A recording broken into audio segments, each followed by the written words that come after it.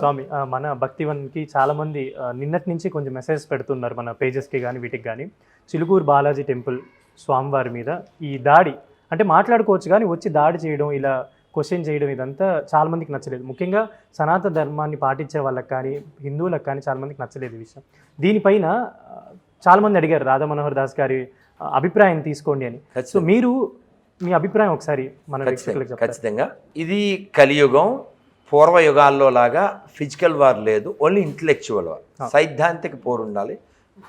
అది కాకుండా everybody have different opinions, like everybody have different hair style, different food habits, different ornaments, అలా different opinion.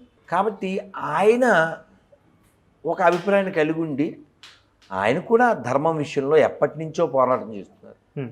ఎప్పటి నుంచో వాళ్ళ నాన్నగారు ఆ చిలుకూరు గుడి దేవాదాయ శాఖ తీసేసుకోవాలనుకుంటే రాజశేఖర రెడ్డి సీఎంగా ఉన్నప్పుడు ఆ తాళాలు పట్టుకెళ్ళి బల మీద పెట్టి మీరు తీసుకోండి సమయం పోదాం అని, మళ్ళీ రాజశేఖర డబ్బే కాదని ఆ తాళాలు వెనక్కి ఇచ్చి, అలా చాలా పోరాటాలు చేసి వాళ్ళు వాక్ అనే ఒక పత్రిక నడిపి అక్కడ హుండీ సిస్టమ్ లేకుండా చేసి అలా చాలా పాజిటివ్గా ధర్మం కోసం ఎంత చేయాలో అంత చేస్తూ ఉన్నారు, మాట్లాడుతున్నారు. That to is highly educated. మొన్నే మేము 15 రోజుల క్రితం కలిసారు. అవునవును, ఇటీవల మన ఛానల్లో కూడా ఇంటర్వ్యూ ఇచ్చారు ఒక 10 రోజుల క్రితమే. సో అంత పెద్ద వయసు ఉన్న వారిని, పెద్ద మనిషిని, వారిని నోటికొచ్చినట్టు దూషిస్తూ కింద కూర్చోబెట్టి, అది కూడా చెప్పులు షూలు అన్నీ వేసుకొని వచ్చినట్టు మనకు కొన్ని విజువల్స్లో ఉన్నాయి. నాన్న ఇంకా అంత దిగజారినప్పుడే ఇవన్నీ పెద్ద విషయాలు కాదు. కాబట్టి మనకెవరితో అయినా నచ్చకపోతే సిద్ధాంతపరంగా మాట్లాడదాం. అది ఎవరైనా, ఇప్పుడు మనం ఇతర మతాల వాళ్ళు మన విమర్శిస్తే మన ఛానల్స్లో ఇంటర్లో మనం మాట్లాడుతున్నాం, అంతేగాని కొట్టేడాలు ఇలాంటి మాటలు లేవు. వాళ్ళు మన వాళ్ళే. ఆఫ్ కోర్స్ వాళ్ళ మతిని బట్టి వాళ్ళు అలా ఉన్నారు, వాళ్ళని ఎడ్యుకేట్ చేద్దాం. అంతేగాని ఇలాగా ఫిజికల్గా హ్యాండిల్ చేయడం నోటికొచ్చినట్టు ఖచ్చితంగా కరెక్ట్ కాదు. అది భగవంతుడి పైన ఉన్నాడు, ప్రభుత్వాలు ఇక్కడ ఉన్నాయి.